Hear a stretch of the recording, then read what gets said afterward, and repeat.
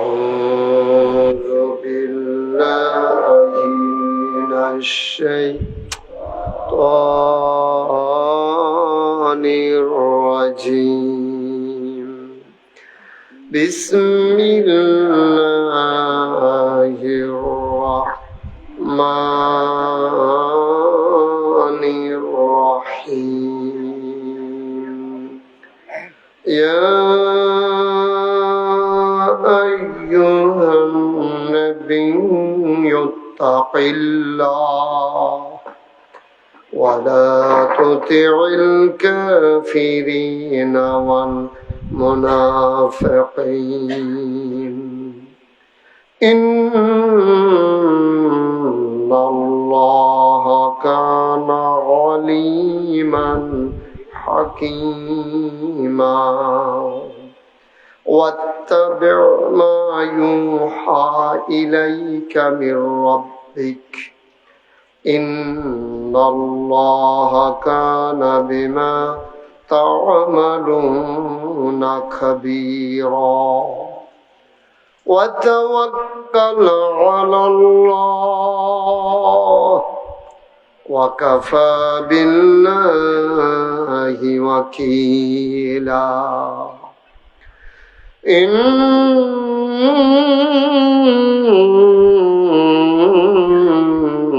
الله وملائكته يصلون على النبي يا أيها الذين آمنوا صلوا عليه وسلموا تسليما اللهم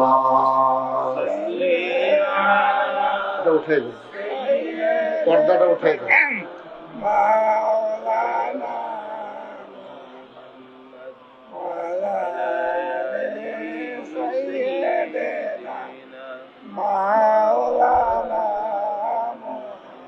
জোরে সুরে মহব্বতের সাথে গলা ছেড়ে দিয়ে পড়ুন আল্লাহুম্মা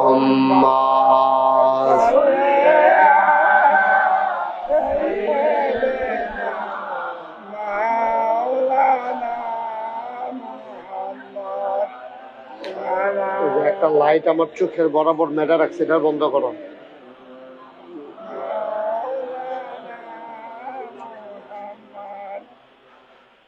জীবন যদি যায় চলে যাক, ঈমান ছাড়া যাবে না। জীবন যদি যায় চলে যাক, ইসলাম ছাড়া যাবে না। ঈমান যদি ছাড়ো বন্ধু, ইসলাম যদি ছাড়ো বন্ধু, আল্লাহর জান্নাত পাবে না। আল্লাহুম্মা। আর ওই লাইটটা বন্ধ করো, পেছনের ওই যে আমার দিকে মেরে রাখছে যেটা,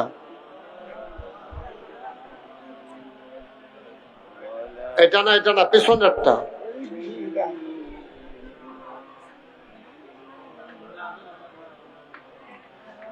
وعلى آل سيدنا مولانا لا إله إلا الله لا إله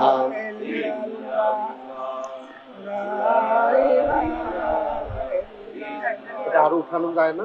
একবার উপরে উঠাই দেওয়া যায় না? গরম লাগতেছে সবার, একবার উপরে উঠাই দেন।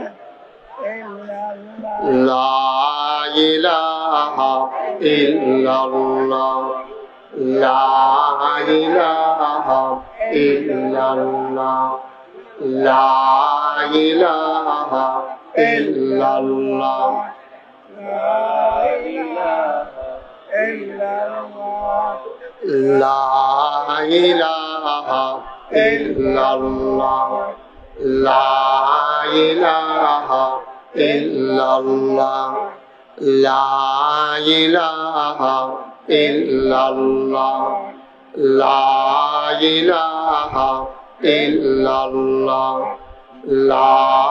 ইলাহা ইল্লাল্লাহ, লা ইলাহা ইল্লাল্লাহ, লা ইলাহা, নিচে রাখেন, নিচে আবার পড়বে, লা ইলাহা ইল্লাল্লাহ, লা ইলাহা ইল্লাল্লাহ মুহাম্মাদুর রাসূলুল্লাহ সাল্লাল্লাহু আলাইহি ওয়াসাল্লাম।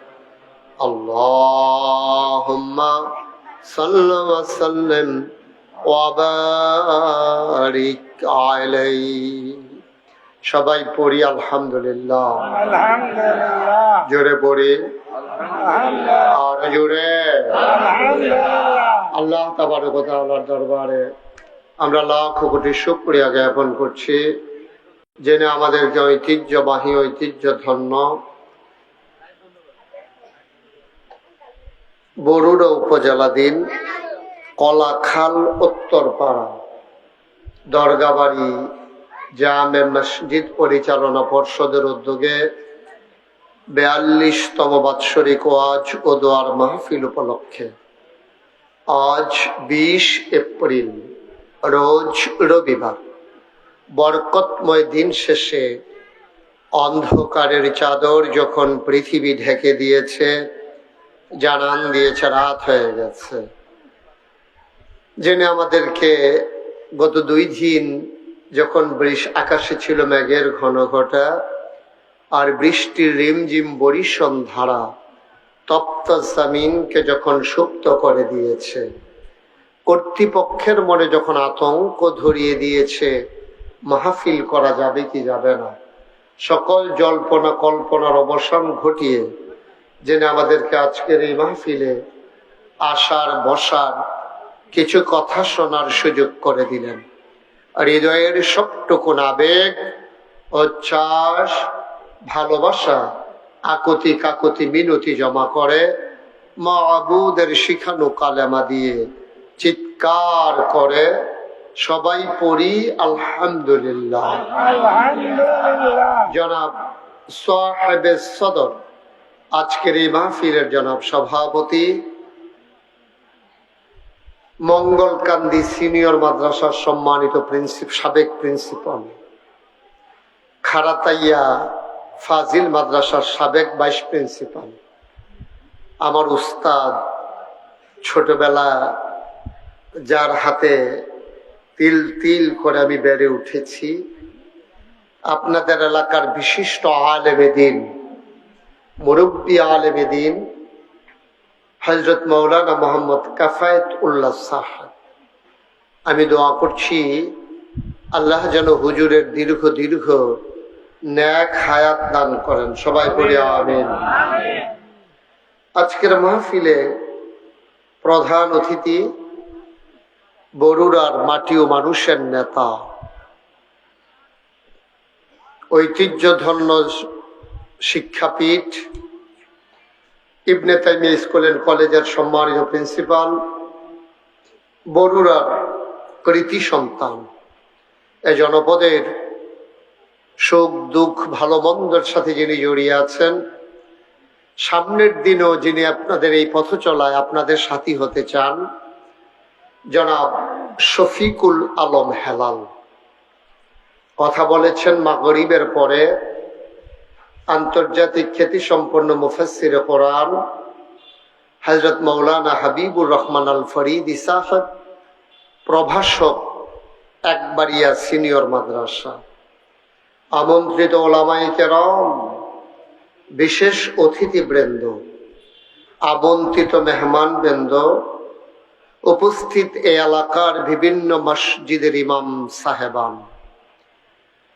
প্রিয় পরিচালক যিনি অত্যন্ত সুন্দর করে গুছিয়ে গুছিয়ে শিহরণ জাগিয়ে মাহফিলের রৌনক বাড়িয়ে দিয়েছেন তার পরিচালনার মাধ্যমে, জনাব মোহাম্মদ মুজিবুর রহমান।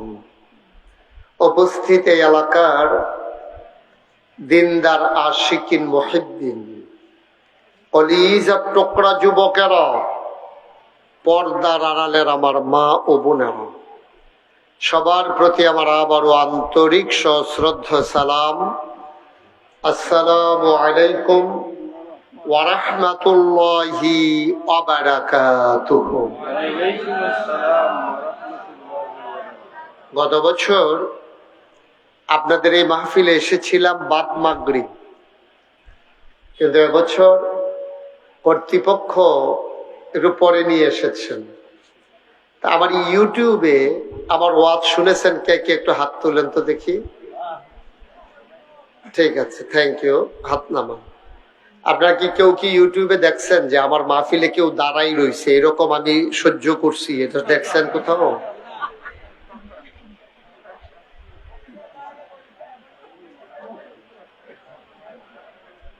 কথা বুঝেন নাই? এই ক্যাপ সরো, তুমি এমনি থাকবা? যাও, এখন যাও কেন? হ্যাঁ, তো একটা বুঝ দিতে আছে। মাইকম্যান কে? অরিজিনাল মাইকম্যান কে? তুমি? যা, আপনারা সরেন। তুমি লগে 3-4 জন বয় রাখছি, অরিজিনাল মাইকম্যান আমি বিছেরা পাই না। তুমি আমার কাছে সামনে বরাবর বসো, যেন আমি তোমারে দেখি।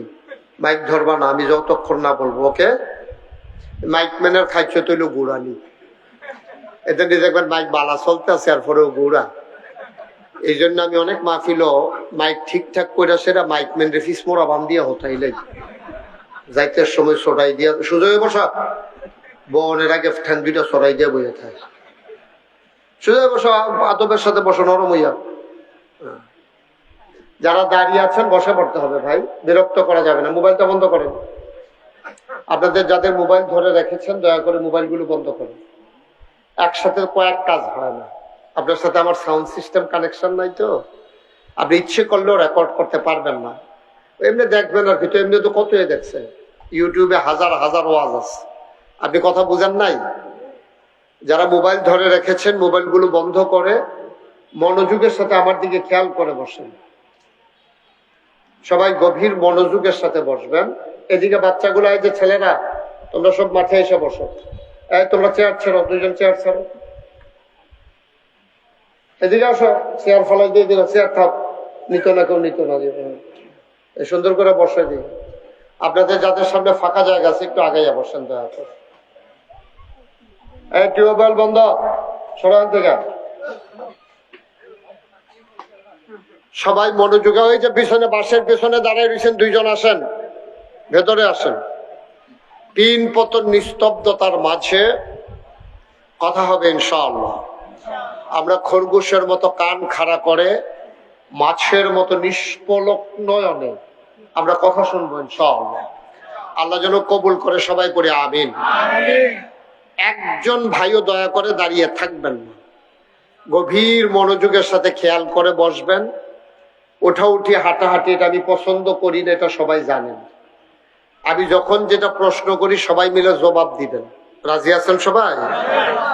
2-1 জন না, সবাই মিলে 2-1 বার না, বারবার, এটা যেন মনে থাকে ইনশাআল্লাহ। আমরা একটু প্র্যাকটিস করি। হ্যাঁ ছেলে, সবাই পড়েন সুবহানাল্লাহ। কথা হয়েছিল না, আমরা সবাই জোরে বলবো। এতগুলা মানুষ সুবহানাল্লাহ কইলে ফয়াল গাছাতে যদি মাইসে দৌড় না দেয় তো আর কইয়া লাভ কি? হ্যাঁ, সবাই আওয়াজ করে বলবেন ইনশাআল্লাহ। বলেন সুবহানাল্লাহ, বলেন আলহামদুলিল্লাহ। আল্লাহু আকবার। শুকরিয়া আদায় করলাম কার? করব কার? করে যাব কার? লস না লাভ? কম না বেশি? প্রমাণ আছে নাকি নাই? আমার আল্লাহ রাব্বুল আলামিন কুরআনুল কারীমের কত সুন্দর করে ওয়াজ করে দিলেন। আল্লাহ বলেন, লা ইন শাকারতুম লা আযীদান্নাকুম। ও দুনিয়ার মানুষ, নিয়ামত পেয়ে যদি শুকরিয়া আদায় করবে, যেই নিয়ামত পেয়ে শুকরিয়া আদায় করবে, শুকরিয়া আদায়ের কারণে ওই নিয়ামত আমার আল্লাহ আরো বহুত গুণে বাড়িয়ে দেবেন। বলেন সুবহানাল্লাহ। আমার আল্লাহ যা বলেন তা করেন নাকি করেন না? কম কম না বেশি বেশি? প্রমাণ আছে নাকি নাই? কুরআনুল কারীম 30 পারায় সূরা বুরুজের শেষ অংশে আল্লাহ কত সুন্দর করে ওয়াজ করে দিলেন। আল্লাহ বলেন, ফাআলুল লিমা ইউরিদ।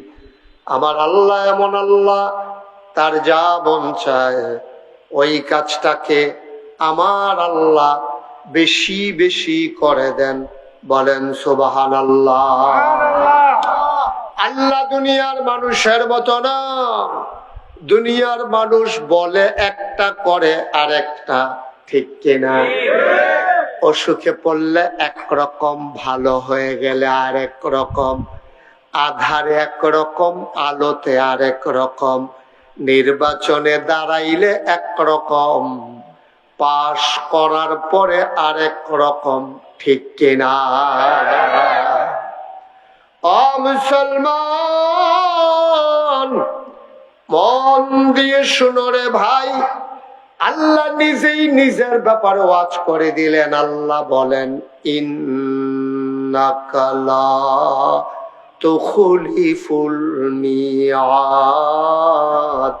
আমার আল্লাহ এমন আল্লাহ, তিনি যা ওয়াদা করেন, ওয়াদার খেলাফ করা আমার আল্লাহর জন্য শোভা পায় না।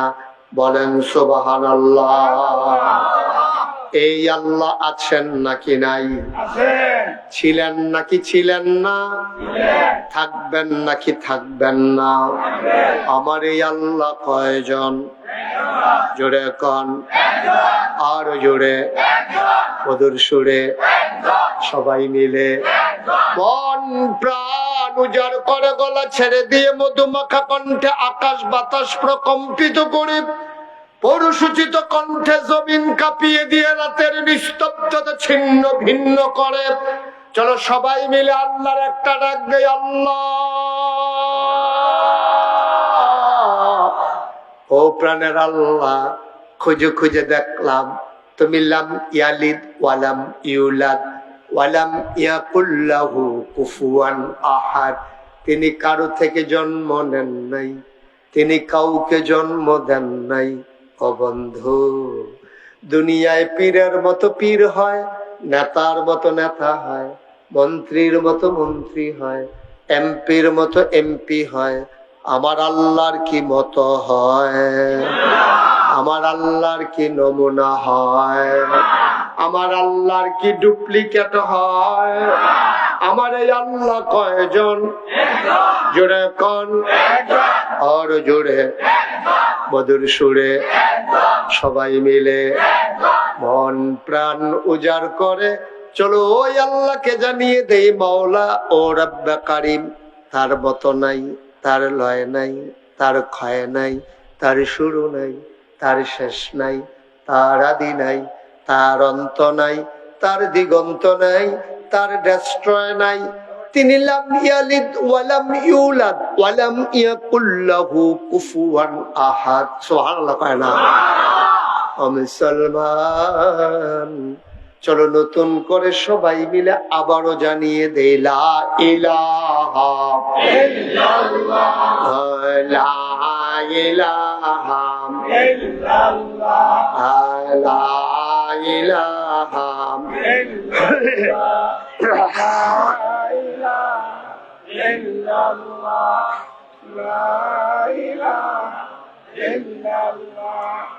লা ইলাহা জোরে জোরে লা ইলাহা আর জোরে লা ইলাহা মধুর সুরে লা ইলাহা মাশাআল্লাহ লা ইলাহা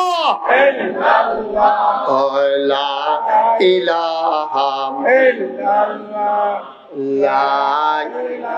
ভাই দিতে দিতে তো ওয়াজ শেষ হয়ে যাবে লা ইলাহা লা ইলাহা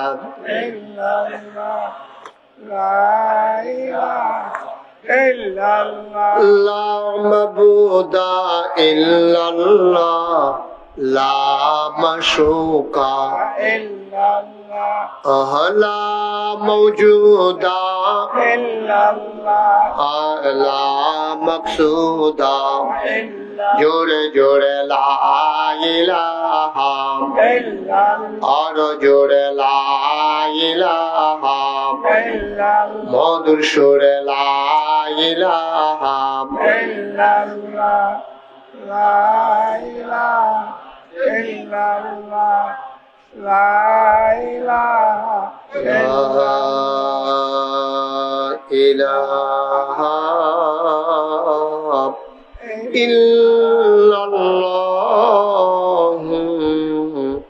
মুহাম্মাদুর রাসূলুল্লাহ সাল্লাল্লাহু আলাইহি ওয়াসাল্লাম।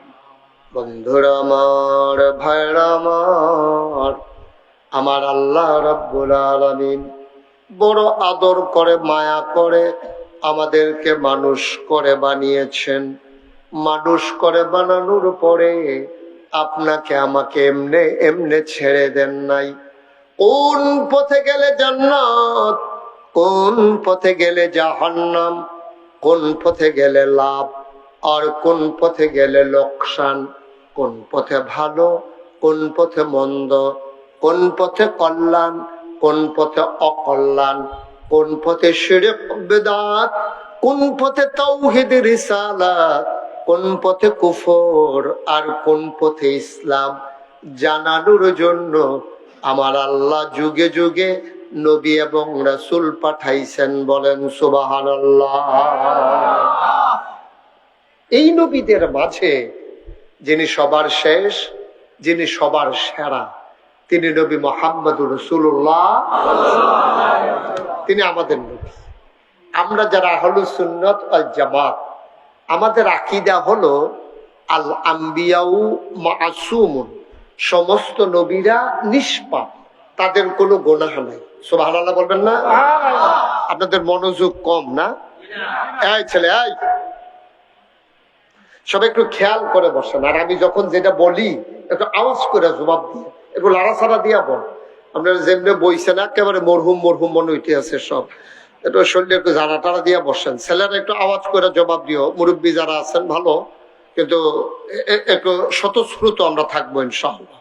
কারণ মাহফিল হচ্ছে গিভ এন্ড টেক, দেওয়া নেওয়া, চাওয়া পাওয়া, আদান প্রদান, লেনদেন।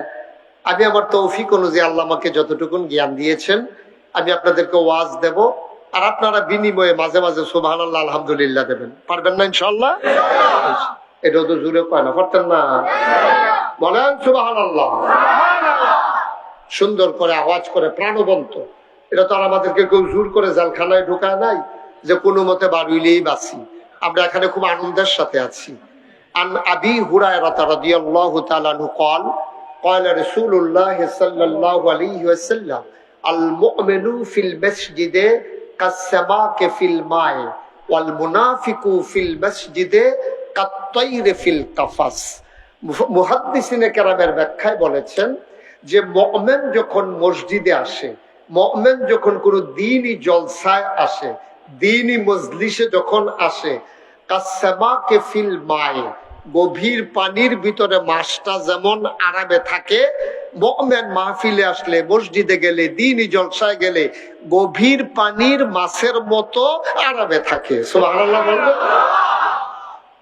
আর মুনাফিক যারা, নবীজি কয়, আমি না, আমি হলাম মাইকের মতো, আমি আপনাদেরকে শোনাই দিতেছি।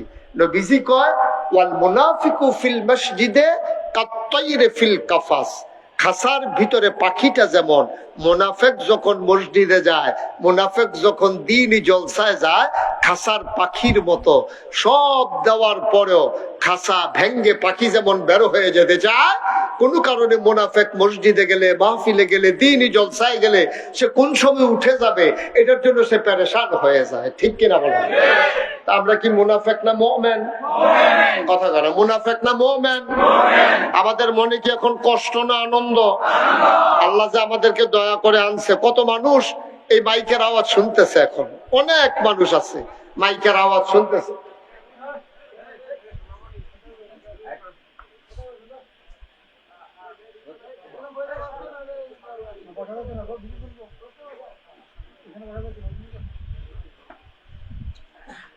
তো আল্লাহ নবী বলছেন, এই এখন কত মানুষ আওয়াজ শুনতেছে মাইকের, সবাই কিন্তু আসতে পারে না।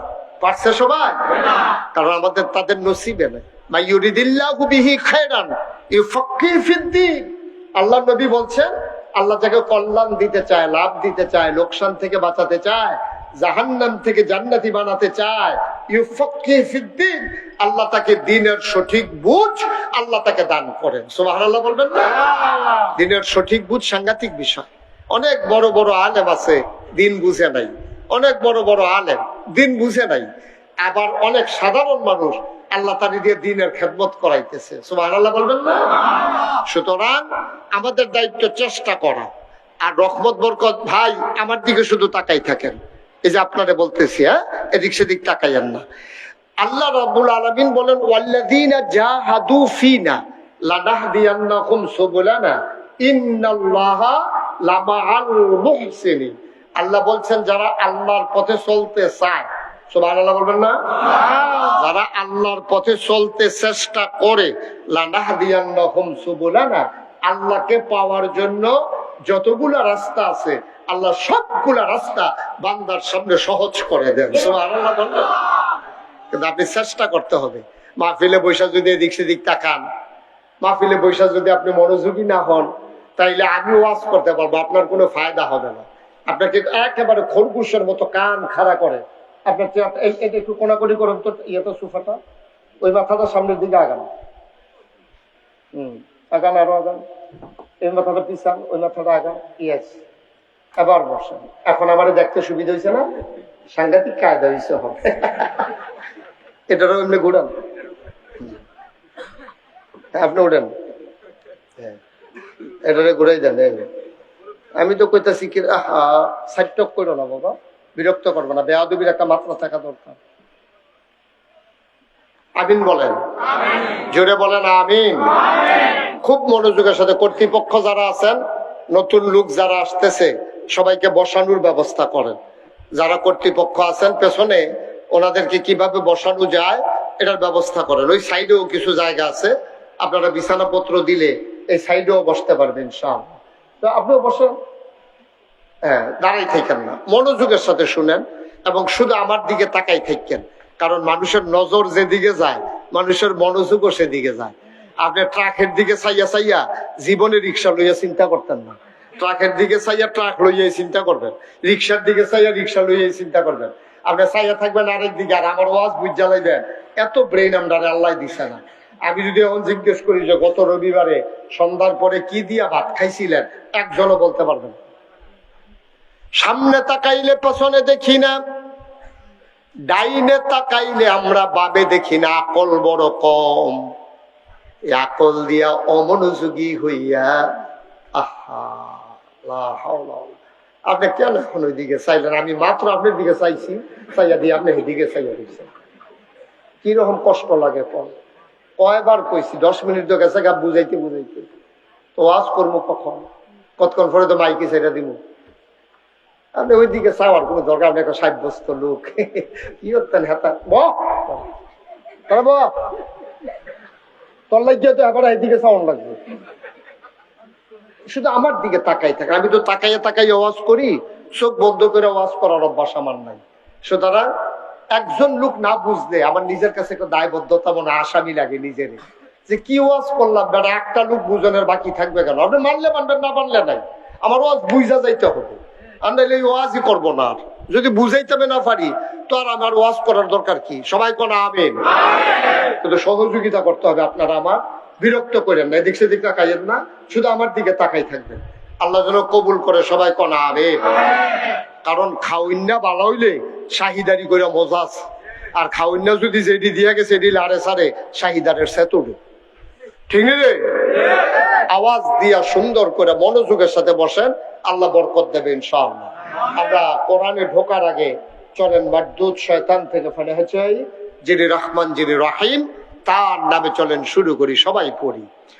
আউযু বিল্লাহি মিনাশ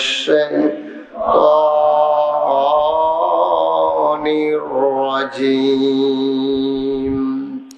বিসমিল্লাহির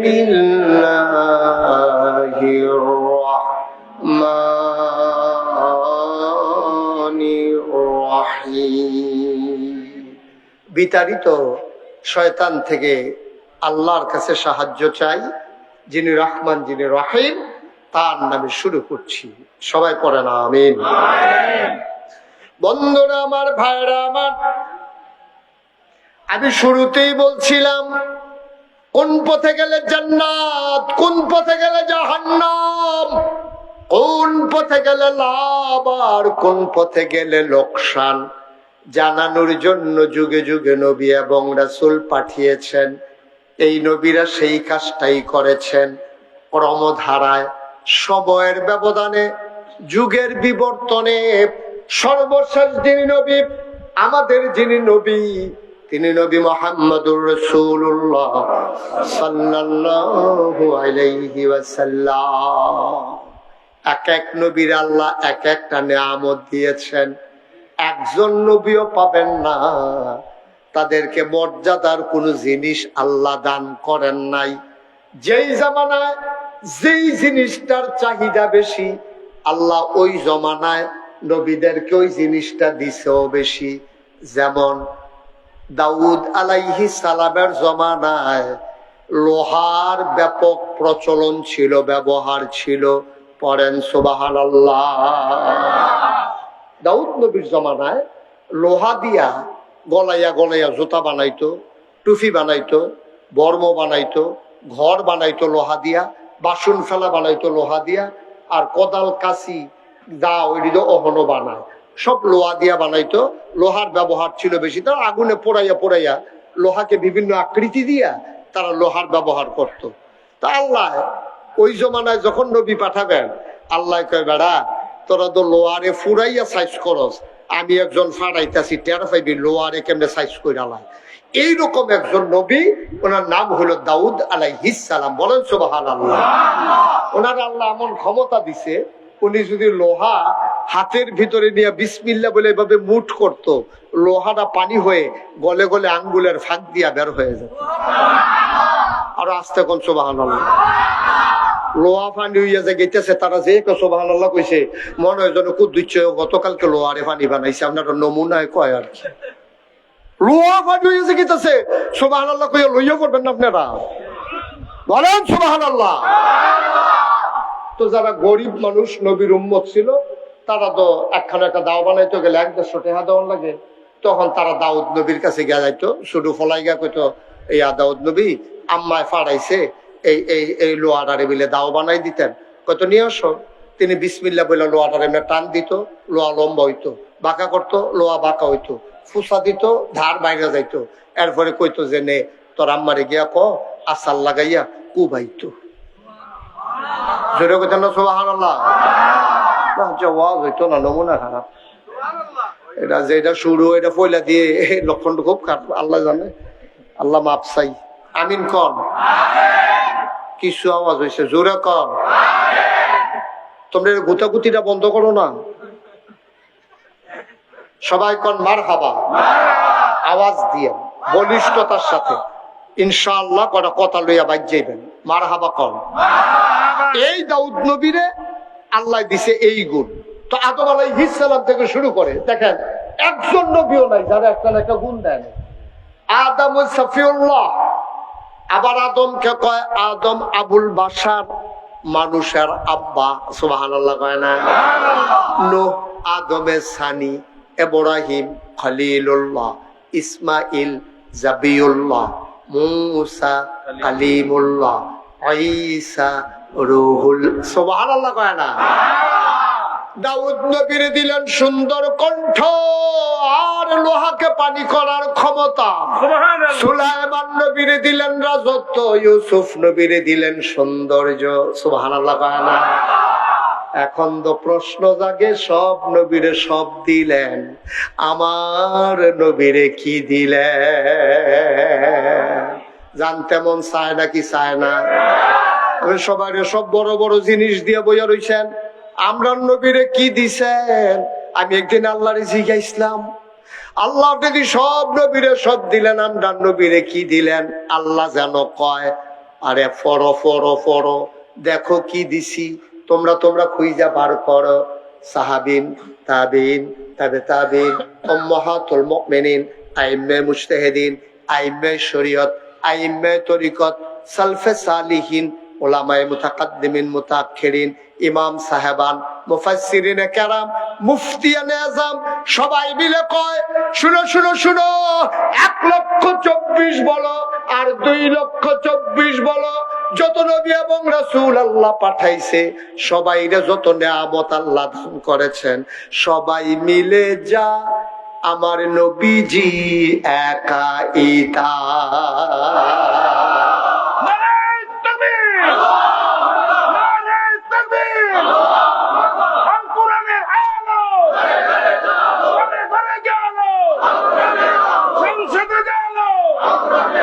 সবাই পড়ে না আমিন। সবাই মিলে যা আমার নবীজি একাই, সুবহানাল্লাহ বলবেন না?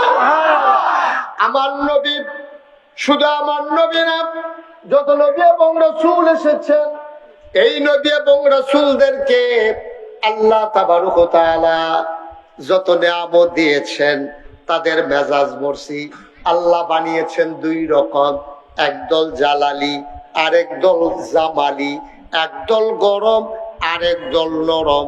গরমের যিনি হেড উনি হইলেন আমাদের মূসা আলাইহিস সালাম, আর সবচেয়ে যিনি নরম তিনি হইলেন হযরত ঈসা আলাইহিস, সুবহানাল্লাহ কয় না। আচ্ছা, এখন প্রশ্ন হইল, বুঝলাম যে সবার যিনি এই চিফ একবার গরম, সাফাসাফি করে বসার দরকার কি? আপনি আরেকটা চেয়ার দেন ওনারে, একটা প্লাস্টিকের চেয়ার দাও, সিফাসিফি করে গরমের দিতেছে চেয়ার, একটা চেয়ার দাও, এই বুঝ করে বইতে বলে হুজুর আরাম করে বল, আফাও সরাইয়া বল, মাশাআল্লাহ, এই আপনি বসেন দিকে, এই ঠিক আছে, সে বুঝছে না? মাশাআল্লাহ, সবাই কোন মারহাবা। তো সবচেয়ে গরম নবী হলো মূসা, সবচেয়ে নরম নবী হলো ঈসা।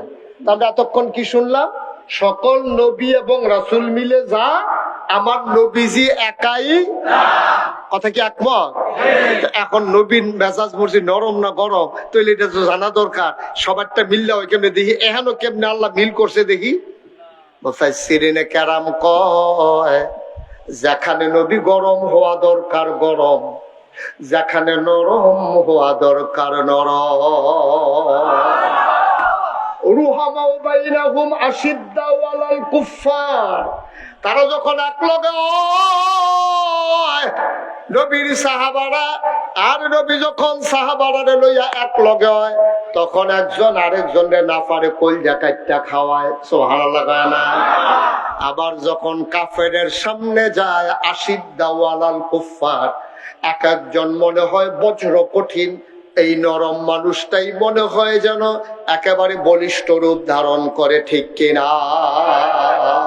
আজ আমরা যারা নবীর ওয়ারিস উলামায়ে কেরাম, ফরু মাসালা নিয়ে আমাদের ভিতরে সমস্যা থাকতেই পারে, ফরু মাসালা নিয়ে থাকবেই, থাকাটাই সুন্দর, বিউটি অফ ইসলাম। এটা হচ্ছে ইসলামের সৌন্দর্য।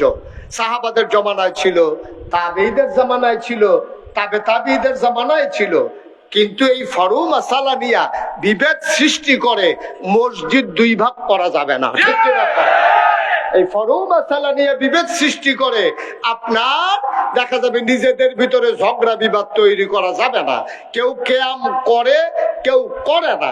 আপনার এটা নিয়ে ঝগড়া বিবাদের দরকার নাই, ঠিক কিনা? কর, আপনার ভাল লাগলে করেন, আরেকবার আর ভাল লাগলে করে না। কিন্তু আমরা দেশ নামাজিয়ে বেনামাজিয়ে বাংলাদেশে কোনোদিন মারামারি হয় নাই।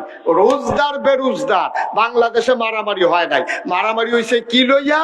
কেয়াম করুন না, না করুন না, ঠিক কিনা? কর, গজবে দোষ, গজবে দোষ।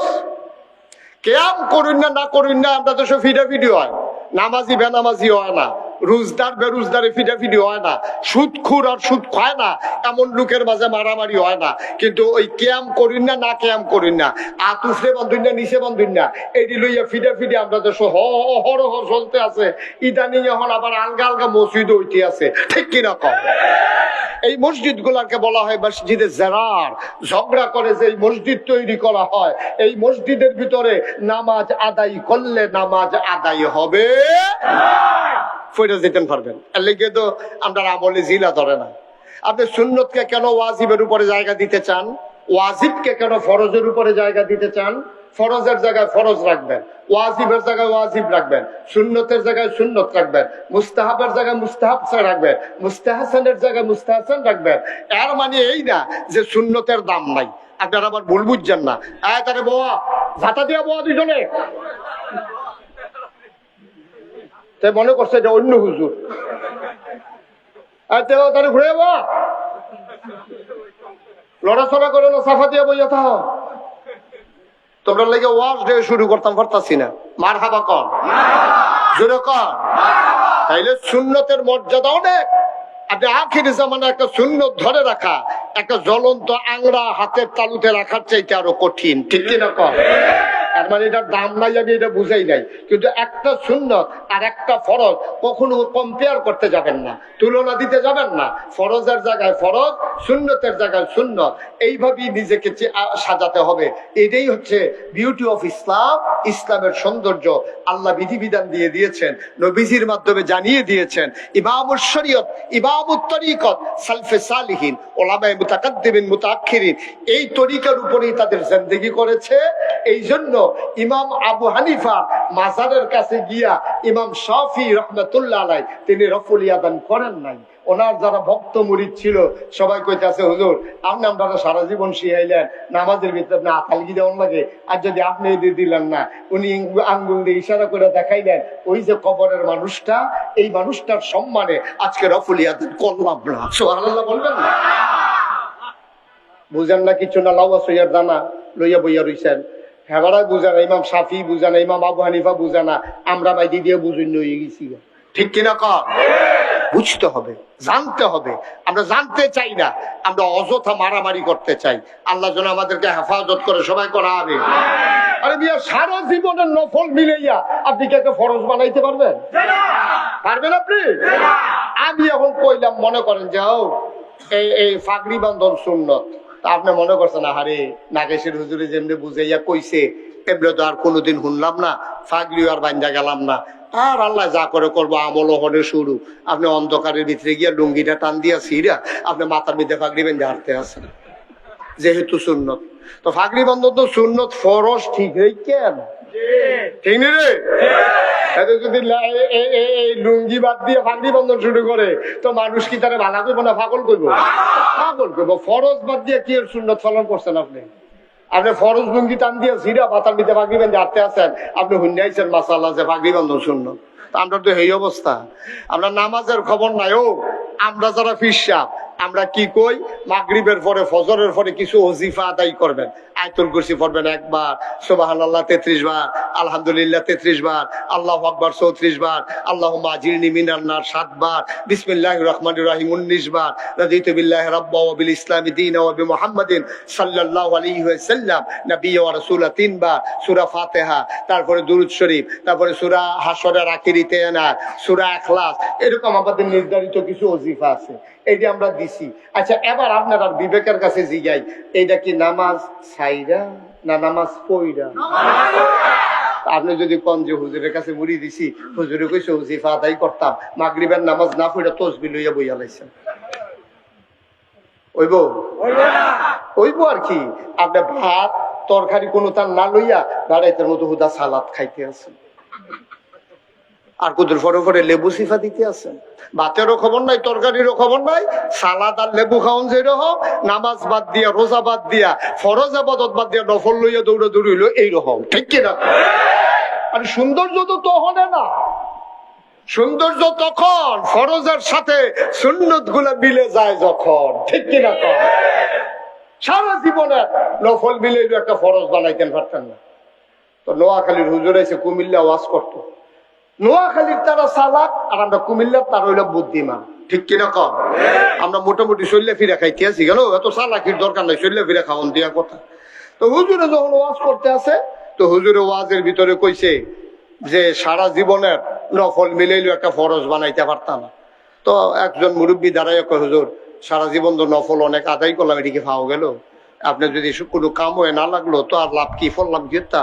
হুজুর আপনি যদি কুদুর কইয়া দিতেন কয়টা নফল মিলাইলে একটা ফরজ হয়, কাম লাগলে নফল আরো বাড়াই লইতাম, তো একটা ফরজ নি বানান যায়। হুজুরকে এই প্রশ্ন তো জীবনে 40 বছরের ভিতরে কেউ করছে না, কয়টা নফল মিলাইলে একটা ফরজ বানান যায়। হুজুরে চুপ করে বইয়া রয়েছে, কয় কি টানা জিজ্ঞাসলেন? হুজুর জিজ্ঞাসলাম কয়টা নফল মিলাইলে একটা ফরজ হয়। তো হুজুরে খুব বুদ্ধিমান মানুষ, তো চালাক মানুষ, হুজুরে কয় যতটা সুপারি গাছ মিলাইলে একটা নারকেল গাছ হয়।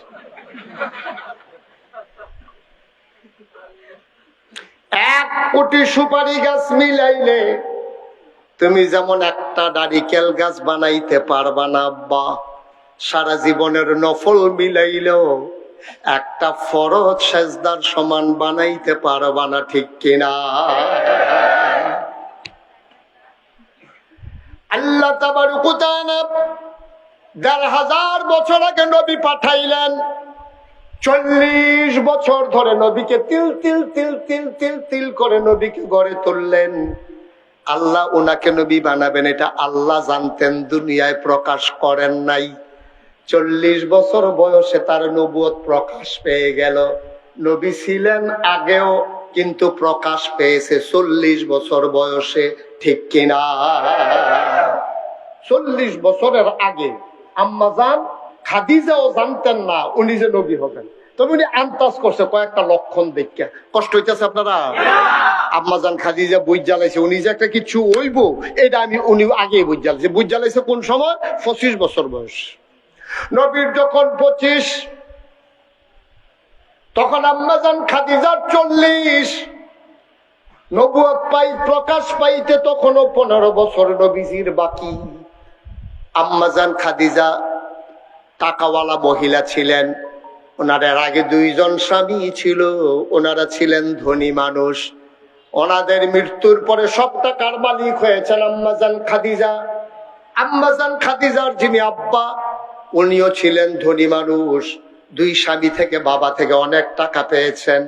টাকা আছে, অভিভাবক নাই, কাজে লাগানোর লোক নাই। তিনি মক্কায় খুঁজতেছিলেন বিশ্বস্ত আমানতদার একটা লোক পাওয়া যায় কিনা, যেন টাকাগুলা কাজে লাগাইতে পারে। আপনার এদিকে কি জোরে সুবহানাল্লাহ বলে জরিমানা আছে না? নমুনায় কয় আর কি।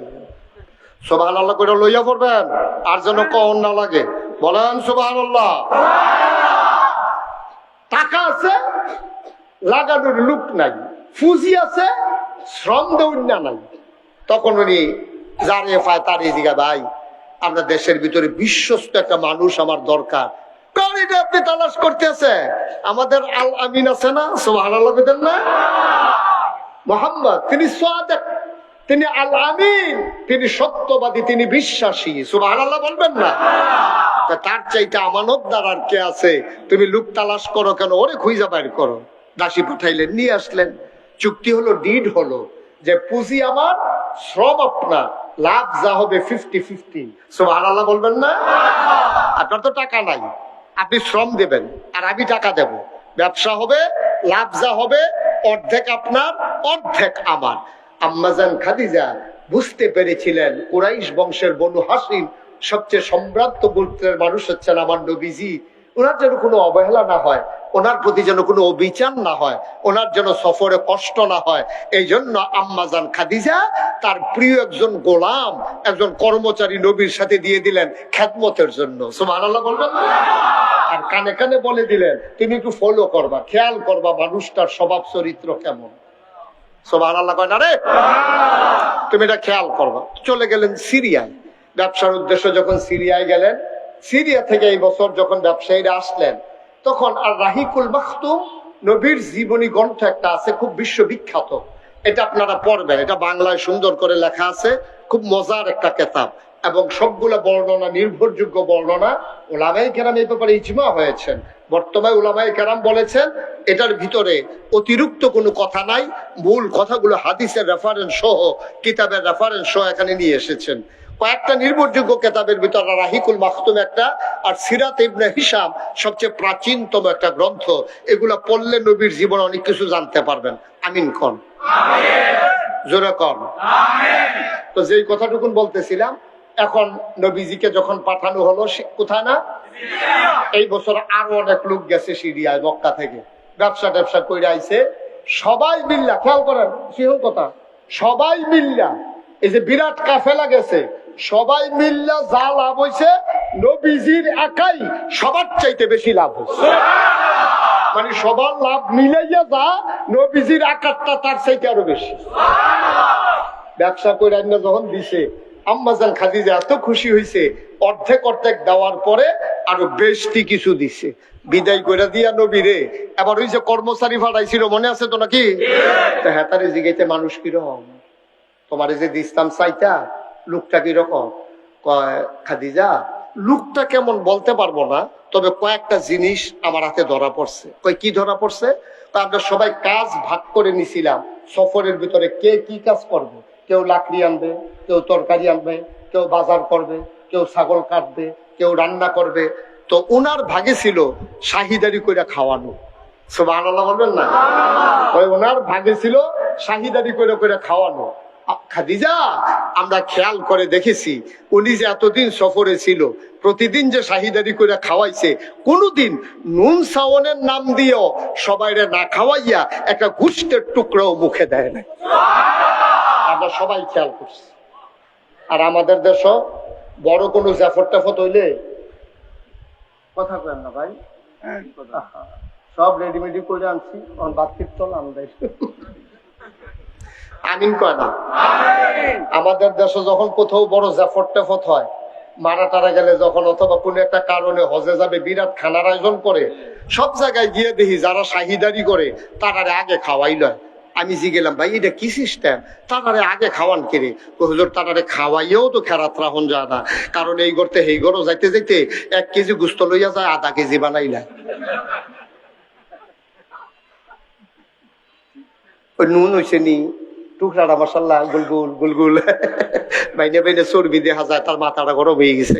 কি আর শাহিদারিতে যে লইয়া ফুড়িয়া গেছে কেন, এটা তো কপাল ভালো। ভাই এদিকে আসেন, এদিকে আসেন, এই যে এদিকে তাকান। উঠছিল কেন? অন্ধ দিকে উড়ন যাব, বসে থাকেন, শেষ করে যাইয়েন। আমিন কন, জোরে কন। খাদিজার গোলাম ডাক দেয়া কয়, খাদিজা এই মানুষটা এমনই মানুষ, এই লম্বা সফরে কোনোদিন তার দায়িত্ব অবহেলা করেন নাই, সবাইরে না খাওয়াইয়া কোনোদিন তিনি খান নাই। আর আজকে আমার বাংলাদেশে একটু তুলনামূলক একটু বিচার করে দেখো, তে যখন মেম্বরি দাঁড়াইছে তার বিডার ভিতরে কুত্তা ঘুমায়, বিডার মধ্যে গড়ও তুলতে পারছে না, শৈল হুগাইয়া মসমুচ চইয়া রয়েছে, বাতাস আইলেতে গাছও দইরা খেরুই থাকে। মন্ত্রী এমপি হইলে তো কোনো কথাই নাই, তে নির্বাচনের আগে একরকম, পাশ করার পরে তার কানাডায় বেগম পাড়ায় বাড়ি, ঠিক কিনা? তুমি তো শাহিদা, তুমি এমপি মানি শাহিদা, তুমি মন্ত্রী মানি তুমি শাহিদা। সুষম বন্টন করো, এই এলাকায় রাস্তাঘাট উন্নয়ন করে, তোমার মাধ্যমে যে অনুদান আসবে সরকারি, এটাকে জায়গায় জায়গায় কাজে লাগাইবা। আর আমার দেশে দেখা গেল কোনো মতে একবার ক্ষমতা পাওয়ার পরে 17 বছর ক্ষমতা ছাড়ার আর নামগন্ধ নাই।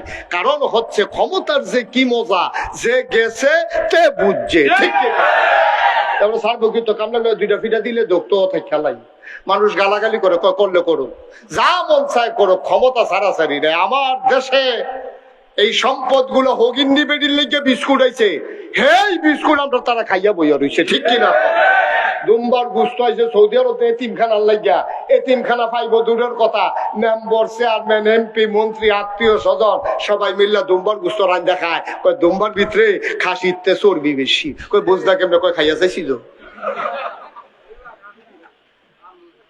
ঠিক কিনা কও? কথা না ঠিক কিনা?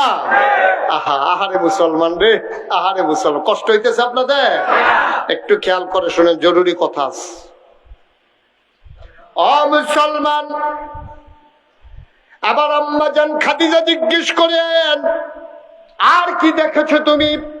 আমি দেখেছি এই মানুষটা যখন পাহাড়ের পাদদেশ দিয়ে হাঁটে, পাহাড়ের গাছগুলো তার দিকে ঝুঁকে পড়ে।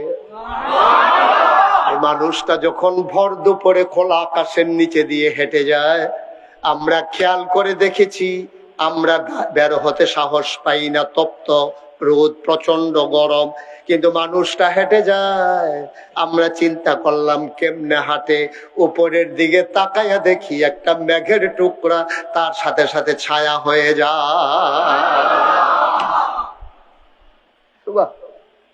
সুবহানাল্লাহ, সুবহানাল্লাহ।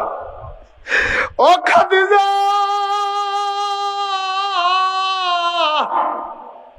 আপনি জানতে চেয়েছেন মানুষটা কেমন? মরুভূমির উপর দিয়ে মানুষটা হেঁটে যায়, মরুভূমির মাঝে বুড়োতে বুড়ো পাথর পড়ে আছে। পায়ের নিচে পাথর পড়লে মানুষের প্রচন্ড ব্যথা হয়। আমরা দেখতাম উনি পাথরের উপর দিয়ে হেঁটে যান, আমরা চিন্তা করতাম উনি কি ব্যথা পায় না। পেছনে পেছনে দৌড়ে দৌড়ে যেতাম, ওনার পায়ের নিচে যে পাথর পড়েছে হাতে নিয়ে দেখতাম এই মানুষটার সম্মানে শক্ত পাথরটা তুলার মতো নরম হয়ে গেছে।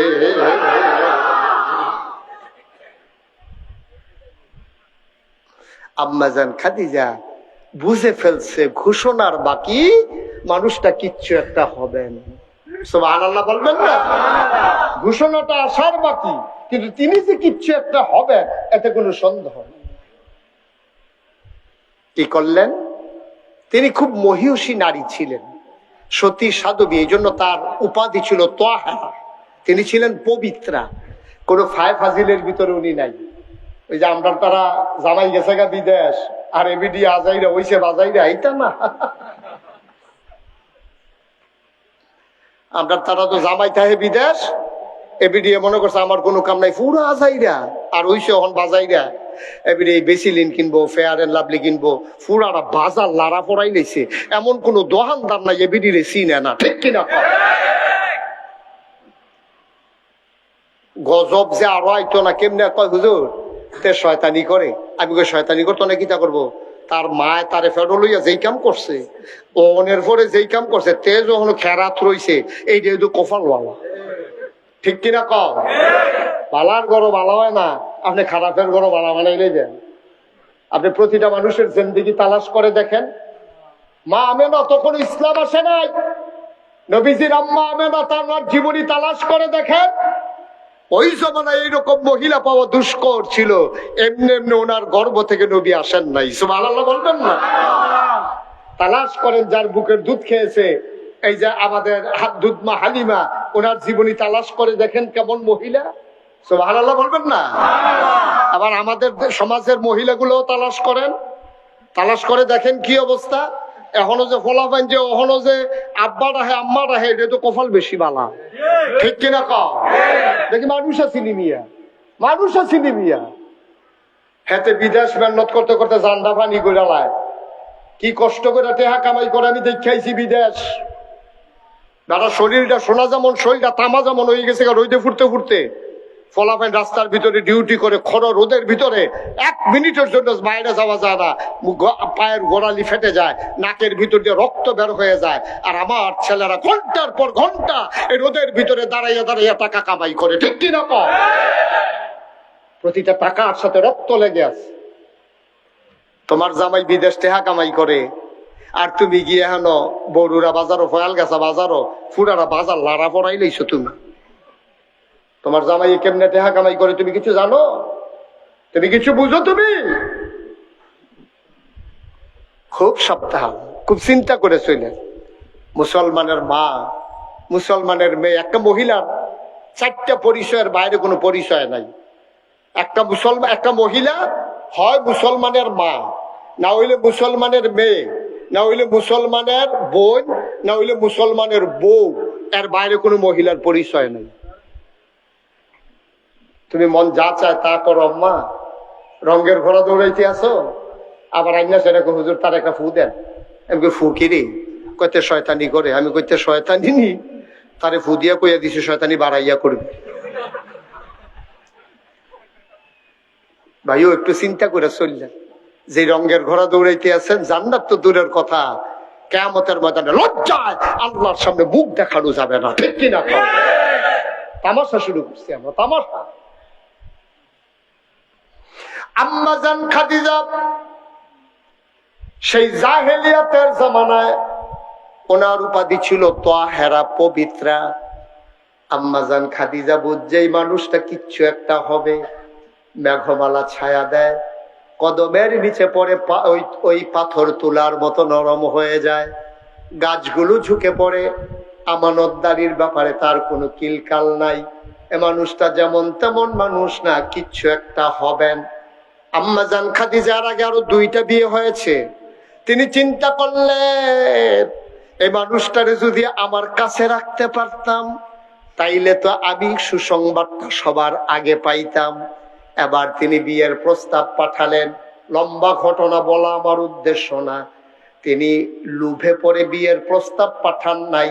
তিনি চিন্তা করেছেন, তিনি যখন কিচ্ছু একটা হবেন, আমার ঘরে যদি থাকেন, খবরটা আমি আগে পাবো। এই জন্য তিনি বিয়ের প্রস্তাব পাঠাইলেন। কারণ সংসার কারে কয় তিনি বুঝে গেছেন, এর আগে 2 জন স্বামীর সংসার করেছেন, ঠিক কিনা? প্রস্তাব পাঠালেন। নবীজি চাচা আবু তালেবের পরামর্শক্রমে গ্রহণ করলেন। 15টা বছর সংসার করলেন। নবীর ইনসানাউট, নবীর ভিতর বাহির প্রকাশ্য গোপন, কোন কথা আম্মা জানের কাছে গোপন ছিল না। একটা মানুষ চিনতে 15 বছর লাগে না। 15টা বছর সংসার করলেন নবীজি। একসাথে চললা, একসাথে খাইয়া, একসাথে ঘুমাইয়া, একসাথে থাকিয়া, সিনার আর বাকি নাই। নবী চলে গেলেন হেরা গুহায়, সেখানে দিদি ধ্যানমগ্ন। আম্মা জান খাদিজার তখন 40 বছর বয়স। 40 বছর বয়সে তো আমরা দেশের মহিলারা বুড়াই হয়ে যায়। 40 বছর বয়সের মহিলা আম্মা খাদিজা সকালে একবার, বিকালে একবার, অথবা 2 দিন 3 দিন পরে পরে একবার ওই হেরা গুহার মাথায় নিয়া আমার নবীর জন্য রুটি, গোশত আর পানি দিয়ে আসতে। আমি প্রথম যখন হজে গিয়েছি 2000 সালে, তা আমার দাদা নাগাইশের পিসা হুজুর, আমার উস্তাদ হুজুর আমাদের বাড়িতে অনেকবার গেছেন। আমার দাদা ওনাদেরকে খুব বেশি মায়া করতেন, আদর করতেন। নাগাইশের পিসা হুজুর, খারাতাইয়া হুজুর যেখানে ভাইস প্রিন্সিপাল ছিলেন, আমরা সুপারিনটেন্ডেন্ট হুজুর ডাকতাম হুজুরে। তো হুজুরে মাশাআল্লাহ সব সুপারিনটেন্ডেন্ট হুজুর, উনি ভাইস প্রিন্সিপাল ছিলেন খারাতাইয়া ফাজিল মাদ্রাসা। আমি ওনার সরাসরি ছাত্র। আমার কত আদর হুজুর করেছেন, কত আদর আমাকে করেছেন। আমি আমার এই ঋণ মুশতাক ফয়েজি তৈরি হওয়ার পিছনে যে মানুষগুলোর খুব অবদান, এর ভিতরে আপনাদের এই আমার উস্তাদ, আপনাদের এলাকার কৃতি সন্তান, আমার এই উস্তাদের অনেক বেশি অবদান। বলেন আলহামদুলিল্লাহ। এমনি এমনি মুস্তাক ফয়েজি তৈরি হয় নাই। অনেকগুলো পরিশ্রম, মানুষের পরিশ্রম, চোখের পানি, তাদের কষ্টের বিনিময়ে মুস্তাক ফয়েজি আজকে এই জায়গায় এসেছে। আমি মর্মে মর্মে উপলব্ধি করি। তো যেই কথাটা বলতেছিলাম, আমার দাদা হজ থেকে আসার পরে আমারে কইছে, কয় যে হেরা গুহারা এটা অনেক ওসা, এটার দিকে চাইলে এমনি ফিসি দিয়া টুফিটা ফুটা দিতে। তা আমারে আমি যখন হজে গেছি, প্রথম গেছি 2000 সালে, তা আমার যারা ওইখানকার ভক্ত মুরিদ তারা কয় হুজুর ওই যে হেন কোরআন শরীফ নাজিল হইছে হেরা গুহাটা চাইবেননি? আমি চাইতাম তো, মনে কয় এটা বলে অনেক ওসা দাদাই দি কয় এটা তাই চাইলে টুফি বেড়াই বলে ফুটে গিয়া কই জি হুজুর একটু ওসাই, তা আমি লইয়ে যাও না আমারে। তো হেরা গুহার কাছে গাড়ি দিয়ে নিয়া ওই নিচে নামাইছে পাহাড়ের কান্দা। আমি চাইছি পরে এমনি উপরের দিকে চাইতে আসি, দেখি টুফি পরে না। দাদাই দি কইলো টুফি ফুটে জিজ্ঞা, টুফি দি পরে না। আমি কয়েকবার লাড়া দিয়া চাইছি, পরে না। আমি চিন্তা করলাম কি তার দাদা দি কইলো টুফি ফুটে যে আমারটা পরে না কিরে। পরে বুঝছি ওই হজকরণের সময় যে মাথা কামাইছি, ছোট ছোট চুলে টুফিটারে কামড় দিয়া ধরে রাখছে। ফইরা গেল কই, ফইরা গেল। তা আমি দেখা সেটা খুব ভয় পাইছি, এত ওসা। আরে হ্যাঁ লাইটটা উঠবো কেমনে, খুব বেরিয়েতেও তো উঠে। তখন চিন্তা করলাম আমি তো বেড়াইতে, বেরিয়েতে যখন উঠে আমিও বোধহয় ফারাম, সাহস করে উঠা শুরু করলাম। 3বার 4বার জিরাইয়া পানি খাইতে খাইতে উঠটা গিয়া সারছি। পরে তখন দিয়ে অনেক লোকের ভিড়, যেখানে নবীজি বসে বসে ধ্যানমগ্ন ছিলেন একেবারে গুহার ভিতরে, ওখানে অনেক ভিড়। তো ওরা কি জানি কইছে, আমি যে ফিসাব নাকি হুজুর এটা কইছে কি, তখন দিয়ে সবাই সইরা গেছে গা। ঠিক নবীজি যেখানে বসাচ্ছিলেন ওই জায়গাটা আমি বইসা যখন তাকাইছি, তখন বড় বড় বিল্ডিং গুলো উঠে নাই, তখন ওইখানে বসলে কাবাগরটা সরাসরি দেখা যায়। আমি বসে বসে কাঁদতেছিলাম। আমার ভক্ত বুড়ি দ্বারা জিজ্ঞেস করে হুজুর কাঁদেন কেন? হুজুর এত কষ্ট, উঠতে যত কষ্ট নামতে এত কষ্ট নাই, কাঁদেন না, আমরা ধৈরা ধৈরা নামামু। ওরা মনে করছে নামার ভয়ে বোধহয় আমি কাঁদতেছি। আমি বললাম না রে ভাই, আমি পাহাড় থেকে নামার ভয়ে কাঁদি না। আমি চিন্তা করতেছিলাম, আমি মুশতাক হয়েছি, যুবক মানুষ, 25 বছর আগের কথা। তখন আমার যৌবন দীপ্ত প্রাণ, আমার মতো মানুষটা এই হারা গুহায় উঠতে যদি 3বার জিরানো লাগে, পানি খাওয়া লাগে। 40 বছরের বয়সের আমার আম্মায় সকালে একবার বিকালে একবার কেমনে জানি উঠছে রে, কেমনে জানি নামছে।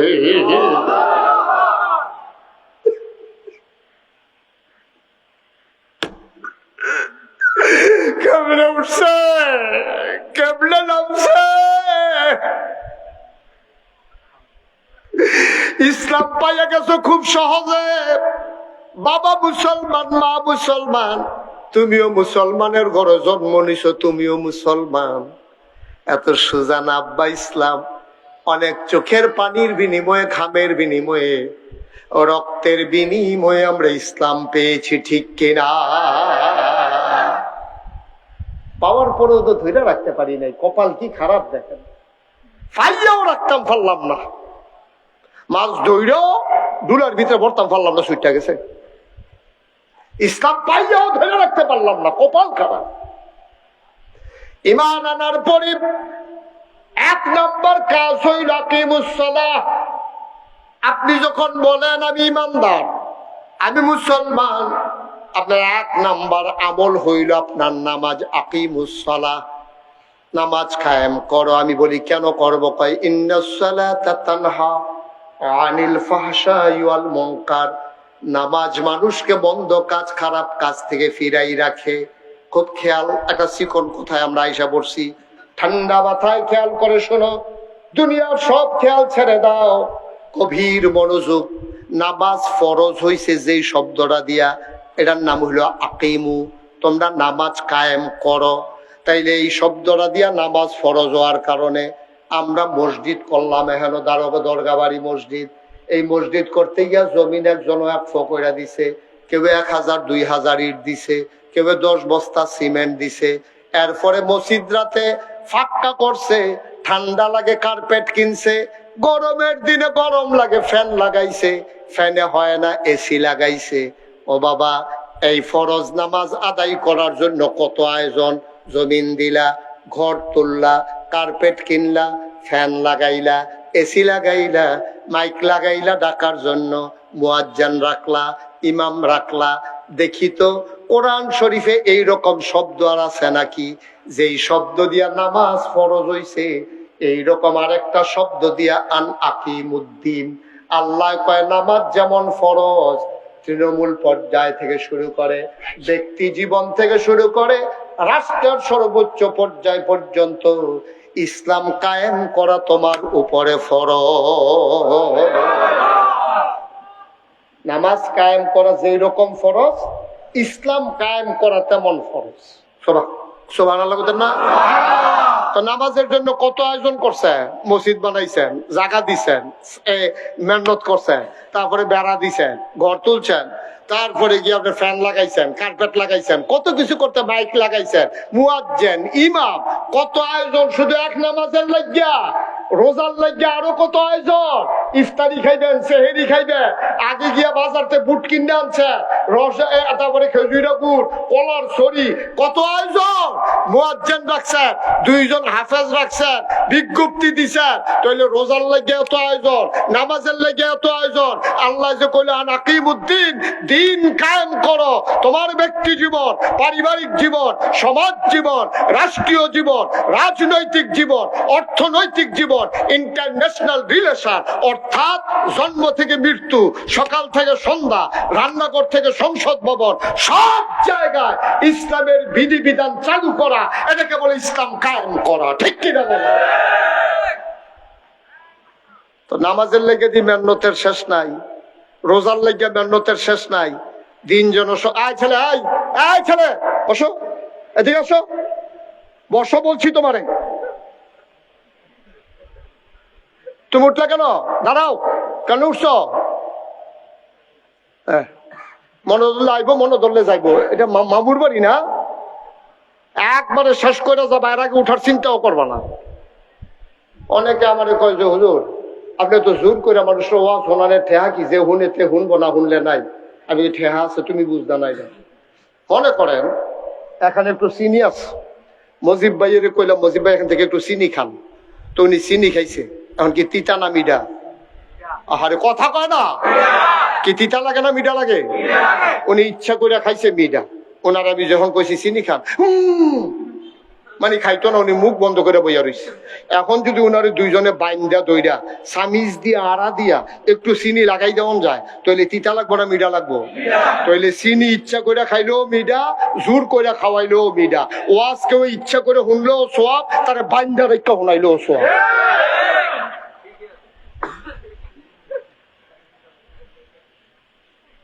তোমার মনে ধরলে শুনবা, মনে ধরলে আইবা, মনে ধরলে যাইবা, কি একটা ইয়া। আমি ওয়াজ করবানি, আমি বিপদে পড়ছি, যাইতাম পারতাম না। আর তারা বাড়ির কাছে দেখে আইবো যাইবো, আইবো যাইবো, কি একটা রঙে আছে তারা। এই হুজুর হয়েছ, আজ এটা মেহনতের তো সময় নাই, বইয়া থাও সিফা দিয়া। আপনি বলতে পারেন না, তোমার সে জায়গা হইলো, আপনার জায়গা হয় না, বসান, বইয়া থাকেন সিফা দিয়া। মার হাবা কর, কি কষ্ট হইতেছে? আরাম করে বসেন, বুঝের কথা, কোনো সাফাসাফি নাই। তাইলে নামাজ কায়েম করা, এটা কি নফল না ফরজ? 5 ওয়াক্ত নামাজ পড়া কি? তাহলে জীবনের সকল জায়গায় ইসলাম কায়েম করা কি? তাইলে নামাজ ছাড়লে যেমন গণ হইব, ইসলাম কায়েমের জন্য যদি চেষ্টা না করেন, সওয়াব হইব না গণ হইব? আপনার দায়িত্ব চেষ্টা করা, কায়েম করাই দিব কারা?